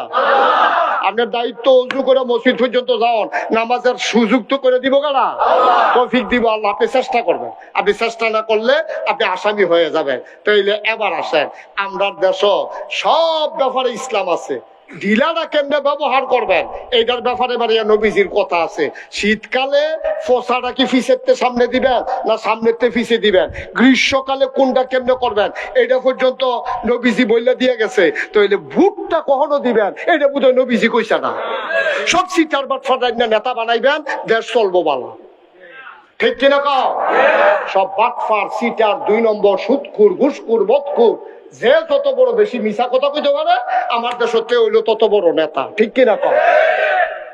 আপনি দেহান্তে মিছা কথা কর, আবার তারাই আপনারে সাইজ করলো বইয়া বইয়া কয় আমরা যে নেতা বেড়ে কয় কিরকম, কয় আনতেও পারে খাইতেও পারে। এটা কি তার একটা গুণ হইলো? আনতেও পারে খাইতেও পারে, তার বাহের দিনের সম্পদ, সরকারি সম্পদ। হগিন্নি বেডির লেগে বিস্কুট হয়েছে, এই বিস্কুট এতে খাইয়া বইয়া রয়েছে। দুস্থ মাতার লেগে টিন হয়েছে, এই টিন দিয়েতে ঘর তুললে ঘুমাইতে আছে। আপনি তে আনতেও পারে খাইতেও পারে, তে হইলে আমার দেশের নেতা। ভালো মানুষের দাম নাই। তো যেই রকম নেতা বানাইবেন এইরকম কর্ম ফল ভোগ করবেন। মাছ ধরুইনার যেই বাঘ, ডুলারও হুইন্ডারও হেই বাঘ। ঠিক কিনা? নেতার যেমন দোষ, আমাদের জনগণেরও দোষ আছে। ঠিক কিনা? আসেনিও কতক্ষণ আসেনি। আপনি ভোট না দিলে তো এমপি হয় না, আপনি ভোট না দিলে তো মন্ত্রী হয় না। সুতরাং এমপি হইয়া সেটা যেত্রী গোনা করবো, আপনার ভোট পাইয়া এমপি হওয়ার কারণে কিছু গোনার ভাগ টেনশন করেন না, পাইবেন। টেনশন করেন লাগতো না, তাহলে মেল দরবার লাগতো না, এমনি পাইবেন, বাই চাইব। কুদ্দুর চিন্তা করেন আব্বা, কুদ্দুর চিন্তা করেন। সব কথার ভিতরে রহস্য বিচাইবেন না, বিবেকটার একটু কাজে লাগাইবেন। আল্লাহ দুনিয়াত ফাটাইছে খালি খাওয়ানোর ঘুমানোর লেগা না, আমাদের কিছু দায়িত্ব আছে। খেলাফতের দায়িত্ব পালন করার জন্য আল্লাহ বানানোর আগে কইছে ওমা খালাকতুল জিন্না ওয়াল ইনসা ইল্লা লিয়াবুদুন। এরপরে কি শুরুতে কি কইছে? ইন্নী জাইলুন ফিল আরদে খলিফা। প্রতিনিধি, আল্লাহর প্রতিনিধি আপনি। আপনার ওজন আপনি বুঝেন না। আপনি হিসাব, আপনি মনে করছেন খালি মুড়ি বাড়াইবেন আর হাত ফাইতা ফাইতা ঠেয়া খাইবেন, এটাই আপনার কাম। এই আসায় দোহান বাজি খাইতে আছেন, ফিরালি ফিডার লোকে চড়াইলেই বোঝাইবেন। ঠিক কিনা? খালি হাত ফাতা শিখছে। কেডাই জানি এমনি ঘুরাই দিছিল, এটা আবার ঘুরা যাই খাইছত খারাপ তো। ভাই একটু চিন্তা করে চললেন ভাই, একটু বিবেকটা খাটাইয়া, একটু বিবেকটা খাটাইয়া। একবার আরেকবার মন্ত্রী হইব না হইলে এমপি হইব। আপনি নিজের বাপের নাম বদলাই আরেকবার জাল ভোট দিয়েছেন, করে নাকি করে না? করে। কি কারবার কি? মন্ত্রী হইলে হ্যাঁ হইব, পতাকা উঠলে আরেকবার গাড়ির উপরে উঠবো। তা আমি গিয়া বাপের নাম বলা হোক, এখনো যে মজিব ভাই আছে, এখন আপনার আব্বার নাম কি? ডাক্তার কি না? জুবেদ আলী আছে, মারা গেছে। তো ওনার এই যে আপনার নাম আব্দুল জব্বার, মজিব ভাই। তো মজিবুর রহমান ভাইয়ের যে আব্বা, আমি যদি এখন ওনারে তার বাপ তুল্লা গালি দিই, আপনি ভালো মানুষ হলে কুদ্দুর হইবেন, আপনার বাপ কি ভালো মানুষ আছিলনি? তখন উনি কইব যে হুজুর আপনার সম্মান করি, ঠিক আছে, মরা বাপ লইয়া গালি দিয়ে না, খারাপ লাগে, কষ্ট লাগে। কত সত্য, আমারও তো খারাপ লাগবে। বাপ লইয়া গালি দিলে কেউ ভালো লাগে না। তাইলে আমি আপনার বাপের তুল্লা গালি দিলে আপনার খারাপ লাগে, আর আপনি যে 5 জন সাক্ষী রেখা কুদ্দুসের ফুতে রৈশার ফুত কইয়া ভোট দিয়েছেন, এটা কিতা করো? আপনার জিজ্ঞেসে বাপের নাম কি? আসলে আপনার বাপের নাম হলো আব্দুল কুদ্দুস। তো রশিদের ফুতের জাল ভোট দিতেন গেছেন, এখন প্রিসাইডিং ফুলিং, তারপরে 5 জন এজেন্ট শহীদারে বাড়িয়া শহীদিয়া চাইয়া রয়েছে সবার সামনে। আপনার জিজ্ঞেসে আব্বার নাম কি? আপনি কইছেন আব্দুল রশিদ। আসলে আপনার আব্বার নাম আব্দুল কুদ্দুস। নিজের বাপ নিজে বদলাইছেন আপনি। আপনি কি মানুষ রয়েছেন নিবিয়া? আমরা এলাকার মহিলারা বোধহয় কইতাছে আজ বেড়াইতে ধরছে বেরিয়ে বেলা, বেরিয়ে বেলা রৈশার বউ কুদ্দুচার বউ কইয়া ভোট দিয়ে পড়ছে না। আমি তার লেগে ডাক দিয়া কইতাম আম্মা গো, আপনি রৈশার গরু জান খেতেন, কুদ্দুচার গরু না যাইবেন। ভোটের লগে লগে আপনি হ্যাঁ না যাবেন, আপনি আর রশিদের বউ নাই, আপনি কুদ্দুসের বউ হইয়া গেছেন গা। ঠিক কিনা? এই কথাটি কইলে তো আর বালা না, এই কথাটি কইলে আর বালা না। এত বালার দরকার তোমার কাছে আমার বালা হওয়ার দরকার নাই। আল্লাহ যদি বালা কয়, এটা হইলো আসল বালা। ঠিক কিনা? কয় সবাই মিললে ফুলের মালা দিলে কি দাম, কবরে যদি জোতার মালা। আর সবাই মিলে জোতার মালা দিলে সমস্যা কি, কবরে যদি ফুলের মালা। ঠিক কিনা? একটু চিন্তা করে চললে। ও যেই কথাটা কইতাম এটা শেষ করে লাই। আম্মাজান খাদিজা কথা মনে আছে নি? হ্যাঁ, সচেতন শ্রোতা, কথা কইয়া মজা আছে। আমি প্রথমে মনে করছিলাম আপনারা বোধহয় বেশি ভালো শ্রোতা না, এখন টের পাইছি যে আপনারা ফজর পর্যন্ত ওয়াজ শুনতেন পারতেন। এবার নাইয়া বেড়াইয়া সিফা দিয়া লাগে ফজর পর্যন্ত কেমনে রে থাম কিতা কইলো মাইদি দিয়ে হুজুরে না। একটা কথা শেষ করে দিতে আছে। আম্মাজান খাদিজা তিনি বুঝে ফেলছেন এই মানুষটা সাধারণ মানুষ না। তিনি কষ্ট করে করে এইভাবে খাবার দিয়ে আসতেন নবী ধ্যানমগ্ন। নবী যখন ঘরে আসলেন একদিন কাঁপতে কাঁপতে, গাল তার লাল, চোখ তার বড় বড়। আম্মা জান খাদিজা জিজ্ঞেস করে, নবী আমার, স্বামী আমার তখনও নবুয়ত প্রকাশ পায় নাই, স্বামী আমার কেউ কি কিছু বলেছে নাকি? আল্লাহ নবী ডাক দেয়া কয়, খাদিজা, ও খাদিজা, আল্লাহর এক ফেরেশতা নাম নাকি তার জিবরাইল, সে গুহায় এসে আমি তার একটা কদম দেখেছি আর একটা কদম দেখি নাই, বিশাল তার দেহ। সে আমারে ডাক দিয়া কয়, আজকে থেকে আপনি মোহাম্মদ ইবনে আব্দুল্লাহ না, আজকে থেকে আপনি মুহাম্মাদুর রাসূলুল্লাহ, আজকে থেকে আপনি মুহাম্মাদুর রাসূলুল্লাহ, আমি নাকি আল্লাহর নবী। এবার আসলে আসল কথা যেটা আমি বলতে চাইছি, আম্মাজান খাদিজা সংসার করছে কয় বছর? এই যখন নবীজি এই কথা কয়, আর আগে সংসার করছে কয় বছর? একটা মানুষ চিনতে কি 15 বছর লাগে? নবীজি যখন শুধু বলছে, খাদিজা আমি নাকি নবী, আম্মাজান খাদিজা কি কইছে শুনছেন? একবারও বলে নাই কবে থেকে নবী, কার জন্য নবী, কে বানাইলো নবী, কখন আপনি নবী, কোনো কিচ্ছু জিজ্ঞেস করলেন না। নবী শুধু বললেন আমি নাকি নবী। আর আম্মাজান খাদিজার সাথে সাথে রায় দিয়ে দিলেন, অবশ্যই আপনি নবী। চারটিখানি কথা মনে করছেন? আজকে মাহফিলের পরে আপনার তো বাড়ি যাইবেন না, বাড়িতে যাওয়ার পরে আপনি গিয়ে আপনার ওয়াইফকে ডাক দিয়া কইবেন, নাগেশের ফিরসা হুজুর যাইছিল, কইয়া গেছে ওলি ওলি। আপনার ওয়াইফ কি তা কইব জানে? কইব বালিশটা লইয়া বারান্দার জায়গা, বিড়ির গন্ধে লগে দিয়া আটন যায় না, ওলি। আপনার ওয়াইফ আপনার ওলি মানে না, তো মানে না, কারণ আপনার খাদ্য সব জানে। আপনি যেবারে টেহা পায় এবারে গাড়াতাইয়া ডাক দিলে আপনি আপনার ফুতের দিয়া কইছেন না, গিয়া কো আব্বাই বাইক নাই, আপনি কি হুবের বাটফার? আপনি সব তো আপনার বউয়ে জানে। আপনি যে গরু হইতা থাকা আপনি যে কইছেন, ফলারে দিয়া খবর পাঠাইছেন আব্বারে, গিয়া আরে গিয়া ক আব্বাই বাইক নাই, ফলাই যে কইছে আব্বাই কইছে আব্বাই বাইক নাই। আর তে তখনও মিশা কথা শিখছে না, তো পুরো এক্সপার্ট হইছেন আপনার মতো। আপনার বউ আপনার ওয়াইফ সব জানে, এই জন্য আপনাকে অলি মানতে রাজি না, ঠিক কিনা কম? এই জন্য দেখবেন বাংলাদেশের কোন ফির সাহেবের কাছে, কোন ফির সাহেবের বউয়ে কোনোদিন ফির সাহেবের কাছে মুড়ি দেয় না, কারণ এবিডি জানে তাই না যে কি কারো বাইরে দিয়া ভিট মার বড় হইলে সতর্কা, এটা এবিডি জানে, জানার লেগে মুড়ি দেয় না। এবারে মানুষও তো মনে করে না। আপনি যদি কোনো সময় কোনো ফির সাহেবের বউয়ের লোকে কথা কইতেন পারতেন, খবর পাইলেন ফির সাহেব কি জাতের মানুষ। এই কথাগুলো শুনতে খারাপ লাগে না? এটাই বাস্তবতা, এটাই বাস্তবতা।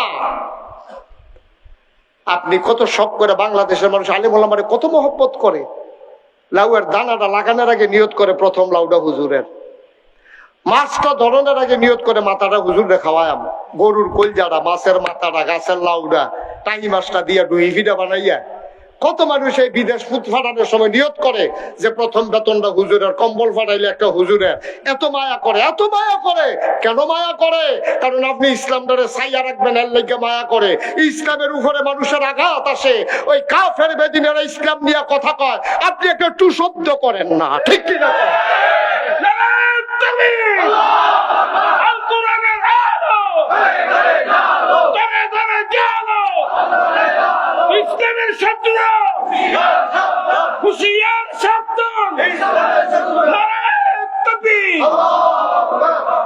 তাইলে কি হইল? আম্মাজান খাদিজা কয় বছর না সংসার করছে? নবীজি যখন বললেন আমি নাকি নবী, আম্মাজান খাদিজা কয় অবশ্যই আপনি নবী। নবীজি চমকে উঠলেন, থমকে দাঁড়ালেন, আশ্চর্যান্বিত হয়ে গেলেন। তিনি ডাক দিয়া কয়, কেমনে বুঝলা আমি যে নবী?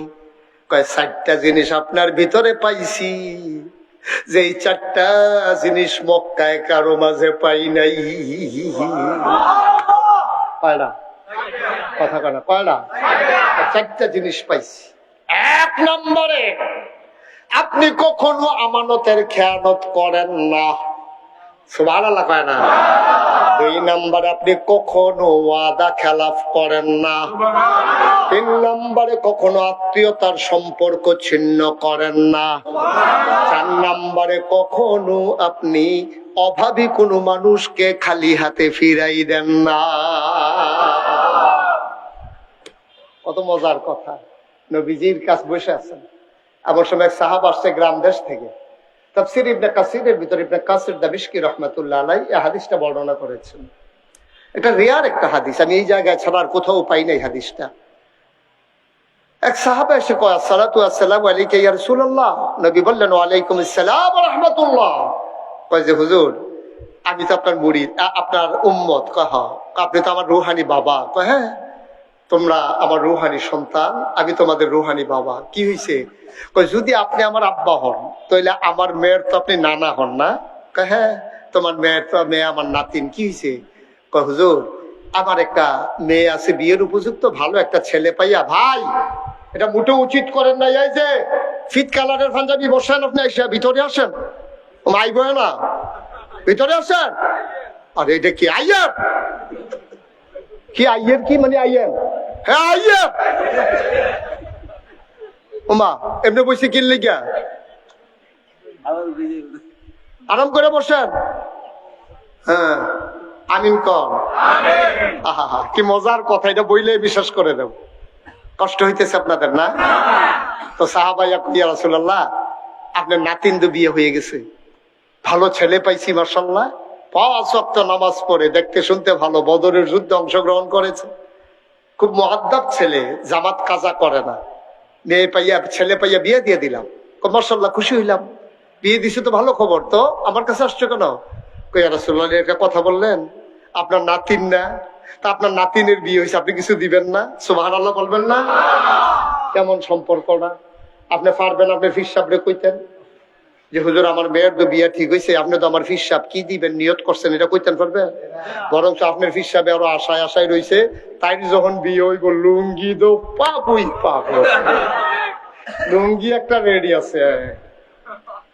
দেখেন সম্পর্কটা কেমন, দেখেন সাহাবার লগে নবীজির কিরকম সম্পর্ক থাকলে এই কথাটা কইতে পারে, নবী গো আপনি আপনার নাতিনের বিয়েতে কি দিবেন? নবীজি পকেটে হাত দিলেন, বিব্রত বোধ করলেন, কিচ্ছু নাই, খালি পকেট। লজ্জায় চেহারাটা নবীর লাল হয়ে গেছে। বড় লজ্জাশীল মানুষ ছিলেন আমার নবীজি, লজ্জায় লাল হয়ে গেল চেহারা। ডাক দেয়া কয়, বাবা আমি যে তোমার মেয়ের বিয়েতে কিচ্ছু দেওয়া দরকার এটা সত্য, কিন্তু কেমন নবী তোমার, গরিব মানুষ, কিচ্ছু নাই দেওয়ার মতো। দেওয়ার মতো কিচ্ছু নাই, গরিব নবী তোমার, কিচ্ছু দিতে পারলাম না। বলে কষ্ট নিও না, আগামীকালকে সকালবেলা আইসো, আসার সময় একটা ছোট্ট শিশি নিয়ে আইসো, একটা কাঠি নিয়ে আইসো, দেখি আমার নাতিনের জন্য কি দেওয়া যায়। পরের দিন তিনি আসলেন, নবী আবার বলে রেখেছেন যদি আমি বিশ্রাম ফরমাই তুমি এমন করে দরজায় নক করবা 3 বার, বুঝবো তুমি এসেছো। নবীর দরজায় এসে সাহাবা দাঁড়ালেন, ভেতর থেকে দরজা বন্ধ। সাহাবায়ে কেরাম নবী ঘুমাইলে কেউ ডাকতেন না, যেহেতু অনুমতি দেওয়া আছে।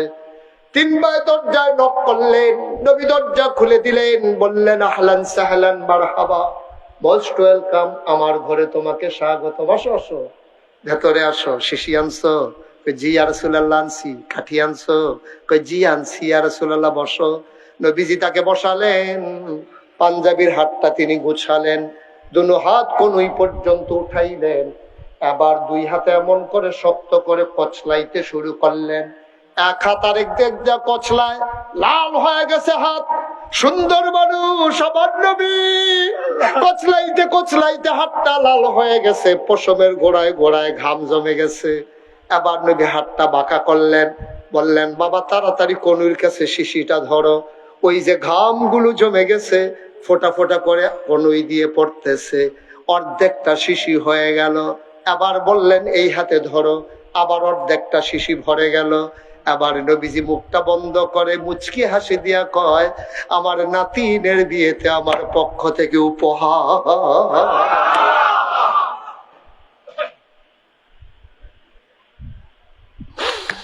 সাহাবা দিলেন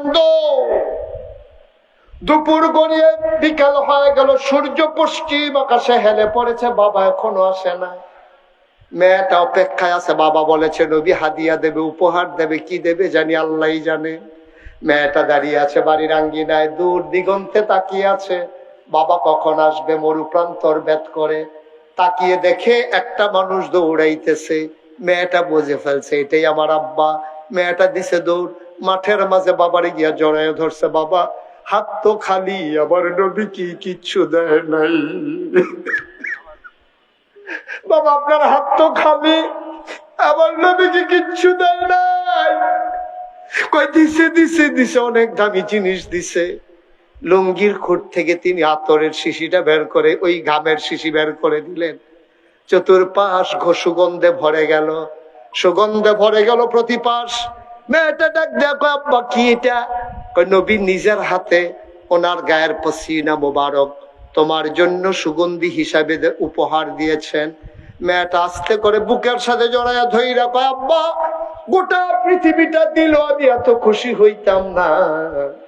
আজকে আমার মতো ভাগ্যবতী আসমানের নিচে জমিনের উপরে আর একজন নাই।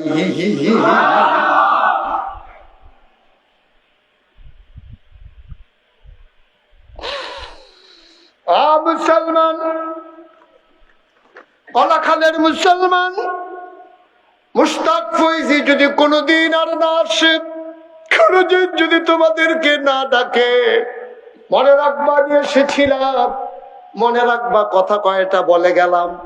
আমি তোমাদের শত্রু না, আমার বাড়ি চিটাগং না, ঢাকাও না, সিলেটও না, তোমাদেরও কুমিল্লা, আমিও কুমিল্লার সন্তান।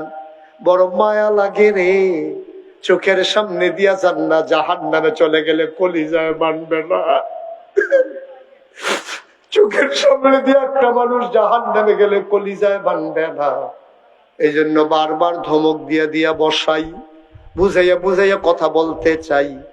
আসো এমন সোনার মানুষ হয়ে যায়, আল্লাহর নবীর মকবুল একেবারে পেয়ারা উম্মতেরা যেমন তেমন যেন হতে পারি, আল্লাহ যেন কবুল করে। সরবাই পড়ো আমিন। আমল দিয়ে জান্নাতে যাইতে পারবো না, এমন কোন আমল করতে পারি না কিয়ামতের ময়দানে যেটা আল্লাহর সামনে তুলে ধরা যায়, এমন কোন আমল বাবা করতে পারি নাই। একটা না একটা উসিলা দিয়া যাইও। আমি 35 বছর বাংলাদেশে ওয়াজ করি, দেশের বাইরে ওয়াজ করি। এই গত কয়েকদিন আগে আসলাম মালয়েশিয়া, ওমান, সৌদি আরব হয়ে। 2 তারিখে আবার যাব সাউথ কোরিয়া, ওখান থেকে আসার পরে আবার হজে, ওখান থেকে আসার পরে আবার আমেরিকায়। ভাই আল্লাহ কত জায়গায় নিল তোমাদের দোয়ায়, মনটা শুধু কান্দে। বুঝাইলাম 35টা বছর মানুষকে কতটুকু বদলাইতে পারলাম জানি না। 35 বছর ওয়াজ করে একটা অভিজ্ঞতা হয়েছে। আজকের মাহফিলে কদম দিয়া মনটা সাক্ষী দিয়েছে, তোমাদের মাহফিল আমার আল্লাহ কবুল করে নিয়েছে।